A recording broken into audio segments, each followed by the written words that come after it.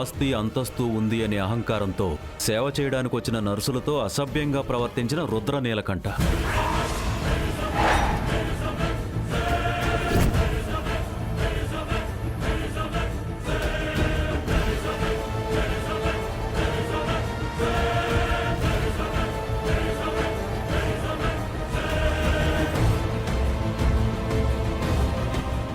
ఇప్పుడు చెప్పు ఈశ్వరి, ఎందుకు నా మీద పగపట్టావు? ఎందుకు నా మీద ఇంత పంతం పెంచుకున్నావు? ఎందుకు నా జీవితం మీద బురద చల్లడానికి ప్రయత్నించావు?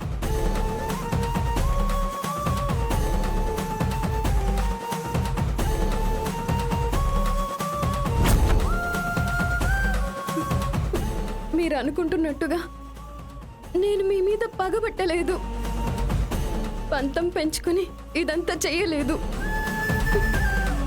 ఎక్కడో ఏదో పొరపాటు జరిగిందండి. ఏంటి పొరపాటు జరిగిందా? నీ ప్రోత్సాహంతోనే కదా నీ చెల్లి ఇంత పనిచేసింది. నువ్వు అడగడం వల్లే కదా నీ ఫ్రెండ్ ఇలాంటి పనిచేసింది.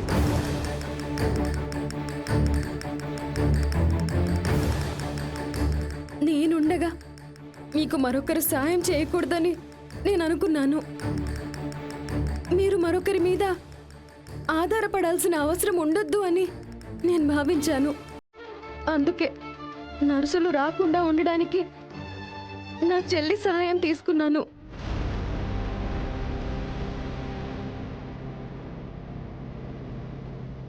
కానీ కోమలి వాళ్ళు ఏ విధంగా వాళ్ళని పంపించారో నాకు తెలీదు. ఏం చెప్పి వాళ్ళని రాకుండా చేశారో నాకు చెప్పలేదు. ఇంకా చాలు ఈశ్వరి, చేసిందే ఒక దారుణమైన నేరం. దాన్ని కప్పిపుచ్చుకోవడానికి మళ్ళీ మరొక పిచ్చి ప్రయత్నం. నువ్వు చేసిన పని వల్ల ఇప్పుడు నా పరువు ప్రశ్నార్థకమైంది.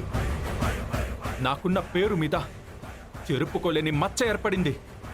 యశోద గ్రూప్ ఆఫ్ హోటల్స్ మీదే ఒక దారుణమైన అపవాదు ఏర్పడింది.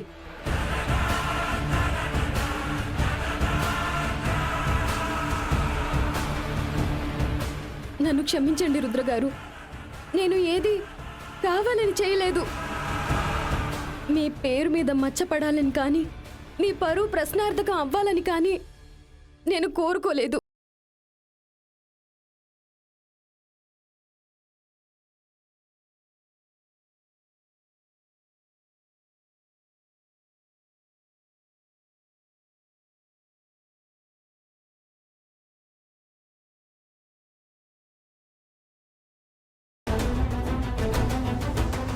ఇప్పుడు వాడిని పగబట్టి నీ అహంకారం వాడి జీవితంతో ఆడుకుంటుంది.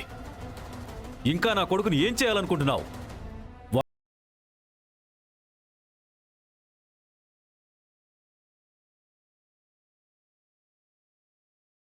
యాండి, మీరొక్క నిమిషం ఆగుతారా?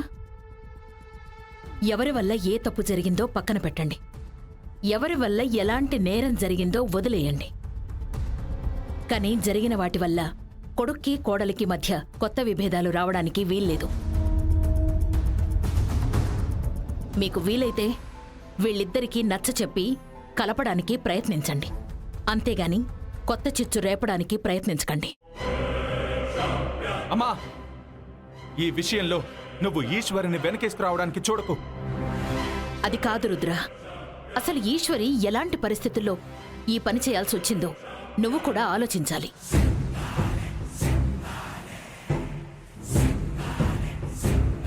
అసలు తను చేసిన పనిలో ఉద్దేశం ఏంటో నువ్వు గ్రహించాలి కదా. అమ్మా, ఉద్దేశాలు ఏమున్నా తను చేయాల్సిన పని మాత్రం ఇది కాదు. తన మనసులో ఎలాంటి ఆలోచనలున్నా తను ఎంచుకున్న దారిలో అర్థం లేదు. అందుకే ఈ విషయంలో నువ్వు మాత్రం ఈశ్వరిని సమర్థించకు. రుద్రగారు, ఒక్కసారి నేను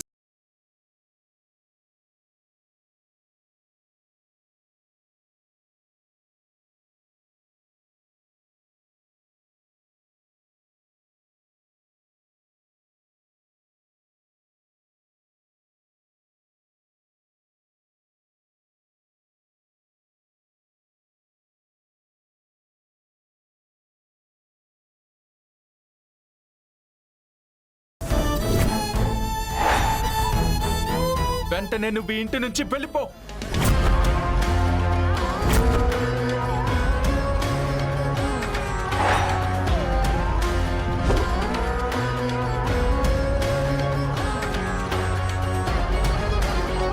ఏం మాట్లాడుతున్నావు రుద్ర?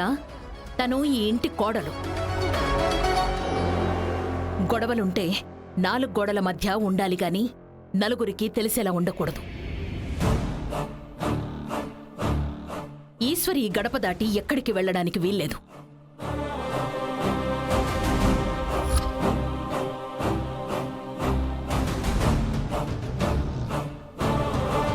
సరే అమ్మా, నీ మాటని గౌరవించడం కోసం నేను ఈశ్వరిని బయటికి పంపించను.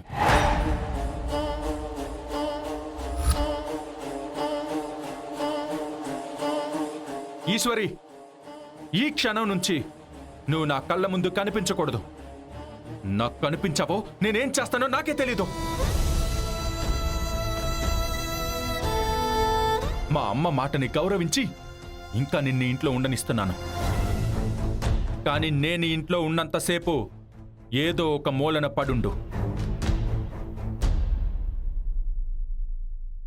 లేకుంటే ఏదో ఒక గదిలో తల దాచుకుని బతుకు. అంతేకాని నా కంటికి మాత్రం నువ్వు కనిపించడానికి వీల్లేదు.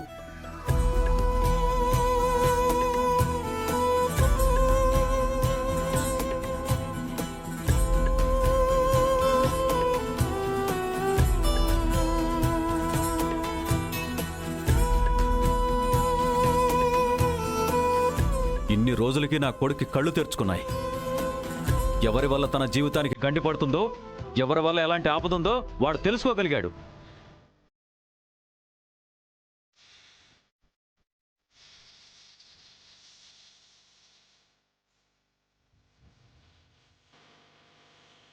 అమ్మా ఈశ్వరి, వాడి మాటలకి నువ్వు నొచ్చుకొనుండొచ్చు.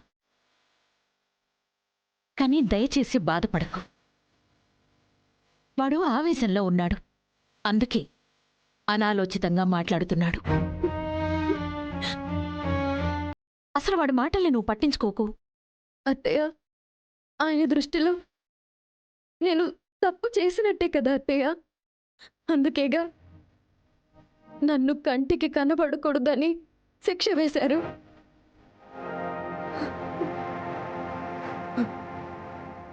ఆయన మాటని గౌరవించాలనుకుంటున్నాను. నేను ఈ శిక్ష అనుభవిస్తేనే ఆయన కోపం చల్లారుతుంది. అందుకే ఈ శిక్షను నేను ఆనందంగా అనుభవిస్తాను.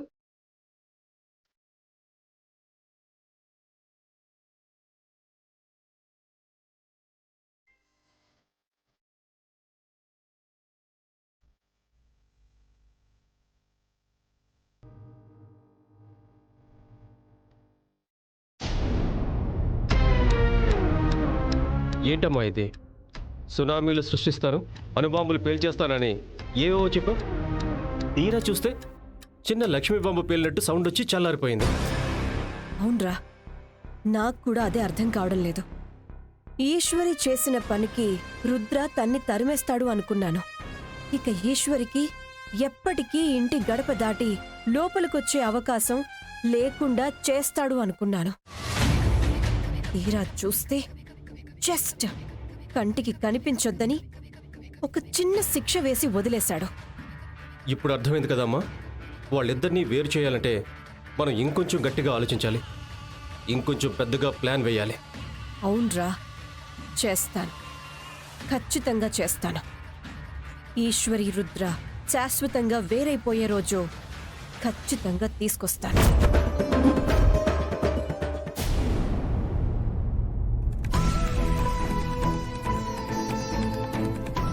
వెంటనే నువ్వు ఈ ఇంటి నుంచి వెళ్ళిపో. ఈ క్షణం నుంచి నువ్వు నా కళ్ళ ముందు కనిపించకూడదు. నాకు కనిపించావో నేనేం చేస్తానో నాకే తెలీదు.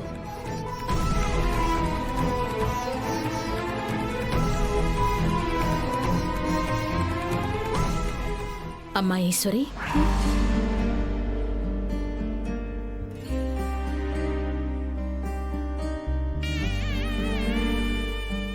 అమ్మా ఈశ్వరి, నిన్ను రుద్రని దగ్గర చేయడానికి నేను చేసిన ప్రయత్నం మీ ఇద్దరి మధ్య ఇంకా దూరాన్ని పెంచుతుందని నేననుకోలేదు. నీకు రుద్రకి మధ్య ఉన్న చిచ్చు చల్లార్చడానికి నేను చేసిన ప్రయత్నం మీ ఇద్దరి మధ్య భగభగ మండే అగ్నిగోళాన్ని సృష్టిస్తుందని నేనస్సలు ఊహించలేదమ్మా. నన్ను క్షమించు. అయ్యో అత్తయ్య, క్షమించమని అడిగేటంత తప్పు మీరు చెయ్యలేదు అత్తయ్య. అసలు మీరు చేసింది తప్పే కాదు. కొడుకు కోడలు సంతోషంగా ఉండాలి అనుకున్నారు. ఎలాంటి విభేదాలు లేకుండా వాళ్ళు బతుకుతూ ఉంటే చూడాలనుకున్నారు. ఒక అమ్మగా, ఒక అత్తగా మీ కోరికలో స్వార్థం లేదు. నువ్వు చెప్పింది నిజమే కావచ్చు ఈశ్వరి, కాని నేను వేసిన ముందడుగు వల్లే కదా ఇప్పుడు మీ ఇద్దరి మధ్య ఇంత అగాధం ఏర్పడింది. లేదత్తయ్య, ఆయన చేసుకున్న అపార్థం వల్ల ఇదంతా జరిగింది. ఆయన అర్థం చేసుకుంటే ఆయనే ఒక మెట్టు దిగి వచ్చేవారు. ఆయనే జరిగిన దానిలో మంచి చూసేవారు. కానీ జరిగిన దాంతో ఆయన అహం దెబ్బతింది. అందుకే ఆయన్ని నేను మోసం చేశాననే భ్రమలో ఉన్నారు. ఏంటో ఈశ్వరి, ఈ క్షణంలో రుద్రకి ఎదురు చెప్పలేకపోతున్నాను. నీకు సాయంగా నిలబడలేకపోతున్నాను. నేను కూడా మౌనంగా ఉండిపోవలసిన పరిస్థితి ఏర్పడింది. మీరు బాధపడకండి అత్తయ్య గారు. మనం మంచి కోసమే ఒక ప్రయత్నం చేశాం. ఆయనని మార్చడం కోసమే ఇదంతా చేశాం. మన ఆలోచన విధానంలో తప్పు లేదు. అలాంటప్పుడు ఈ ప్రయత్నం ఫలించకపోయినా ఏదో ఒకరోజు ఆయనని మార్చుకునే అవకాశం తప్పకుండా దక్కుతుంది. నాకు తెలిసి ఈశ్వరి, వెళ్లే దారిలో తగిలే ముళ్ళని రాళ్లని పక్కకి తోసి ముందుకు వెళ్లే మనస్తత్వం నీది. ప్రతికూల పరిస్థితులని కూడా అనుకూలంగా మార్చుకునే ఆత్మవిశ్వాసం ఉన్నదానివి. అందుకే నిన్ను చూస్తే నాకు చాలా ముచ్చటేస్తుంది. అందుకే నా మీద నమ్మకం ఉంచండి అత్తయ్య. ఈ పరిస్థితి నుంచి అతి త్వరలోనే బయటపడతాను. రుద్రగారిని ఎలా అయినా మార్చుకుంటాను. నన్ను నమ్మండి అత్తయ్య గారు.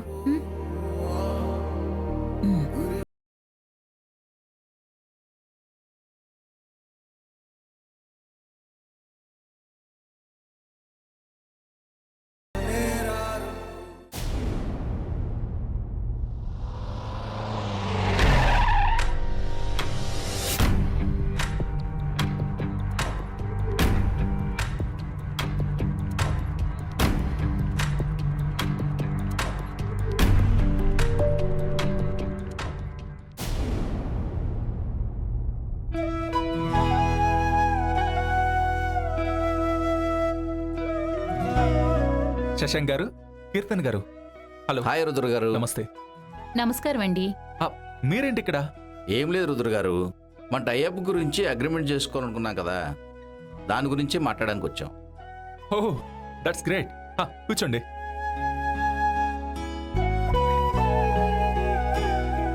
బై ది వే, తను మా అమ్మ యశోద దేవి గారు. నమస్కారం. నమస్కారం అండి.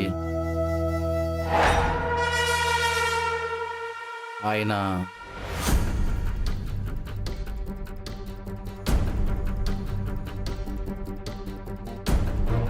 తను మా హస్బెండ్ వాసుదేవ్ గారు. నమస్తే అండి. నమస్తే. నమస్తే. శశాంక్ గారు, మీరు ఒక్క కాల్ చేసుంటే నేనే మీ ఇంటికి వచ్చేవాడిని కదా, లేకపోతే మన హోటల్లో కలిసేవాళ్ళం కదా. మా ఇంట్లోనో మీ హోటల్లోనో కలిస్తే ఈశ్వరి గారిని కలిసే అవకాశం ఉండదు కదండి.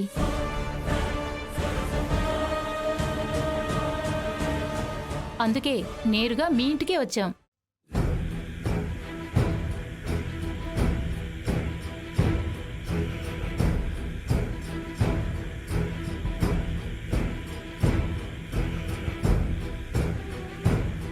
ఈశ్వరినా?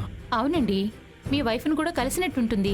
పైగా ఆవిడ కూడా అగ్రిమెంట్లో భాగంగా ఉండాలి కదా. అందుకే నేరుగా ఇంటికొచ్చి అగ్రిమెంట్ చేసుకుందామని ప్లాన్ చేశాం. ఇంతకీ మీ వైఫ్ ఎక్కడా? అంటే ఇప్పుడు తనతో ఏం పని? ఓ, మీతో చెప్పడం మర్చిపోయానండి. ఈశ్వర్ గారి వంటకి మా వైఫ్ పెద్ద ఫ్యాన్ అండి.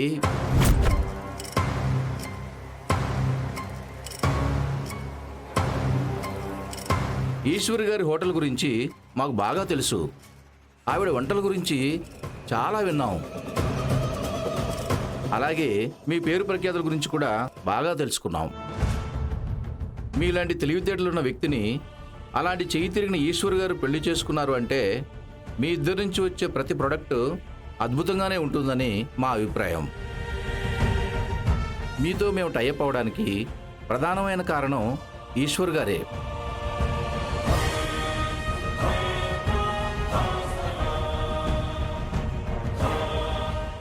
ఇంతకీ ఈశ్వర్ గారు ఎక్కడండి? తను పైనే ఉందండి.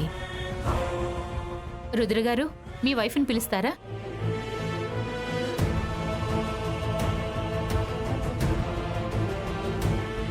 తను రావడానికి కొంచెం టైం పడుతుందండి. ఈలోపు మనం అగ్రిమెంట్ చేసుకుందాం. అయ్యో పర్లేదండి. ఇంత దూరం వచ్చి కనీసం ఆవిడ చేతి కాఫీ కూడా తాగకుండా ఎలా వెళ్తాను చెప్పండి? మాకేదో వెళితిగా ఉంటుంది.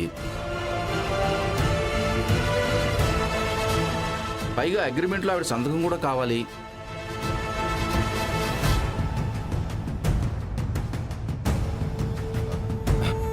తనేదో పనిలో ఉందనుకుంటా. అయినా పర్లేదండి రుద్ర గారు. ఈశ్వర్ గారి గురించి ఆ మాత్రం వెయిట్ చేయలేమా?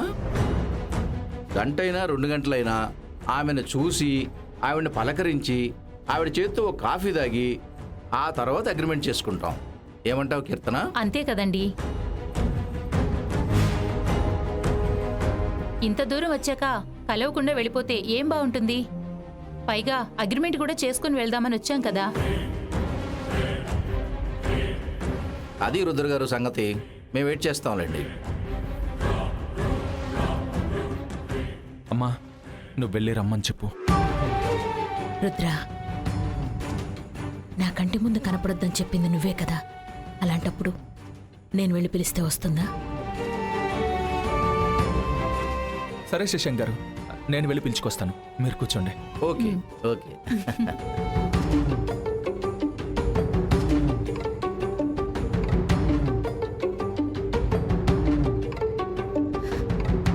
భగవంతుడా, శిక్ష వేసిన వాడి చేతనే మళ్ళీ ఈశ్వరుని విడిపిస్తున్నావా?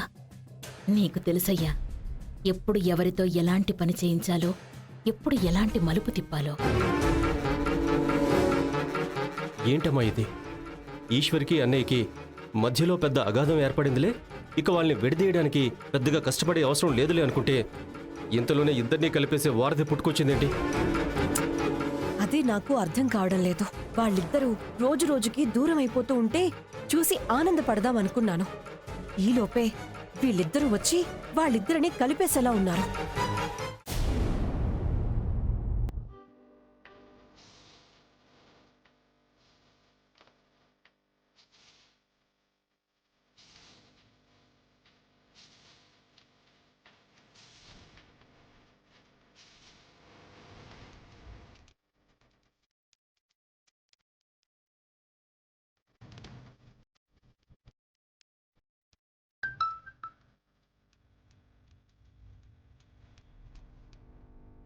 అత్తయ్య గారు మెసేజ్ చేశారేంటి?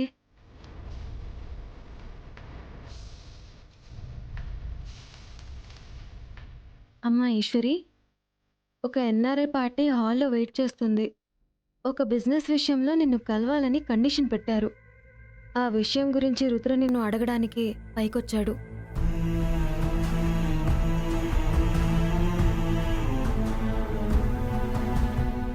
అడగడానికి ఇబ్బంది పడతాడు, నాకు తెలుసు. అందుకే నీకు మెసేజ్ చేశాను. వాడి పరువు పోకుండా ఉండాలంటే నువ్వు కిందకి ఖచ్చితంగా రావాలి.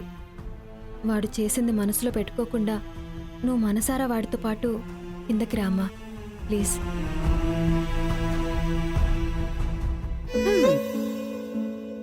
కలలోనైనా కలగనలేదే నువ్వు వస్తావని, ఈ మెలకువలోనైనా అనుకోలేదే శ్రీవారొస్తారని. హ? ఏంటి సార్ ఇలా వచ్చారు? అసలు మీ కళ్ళ ముందు కనిపించొద్దు అన్నారు, మీరే నేరుగా నా కళ్ళ ముందుకొచ్చేశారు. ఇప్పుడు నేను ఎక్కడికి వెళ్ళను? వెటకారం చేసింది చాలు, ఎందుకు వెళ్దాం పద. అదేంటి, మీరు నాకు విధించిన శిక్ష అప్పుడే ముగిసిపోయిందా? నా నేరం అప్పుడే ఆవిరైపోయిందా?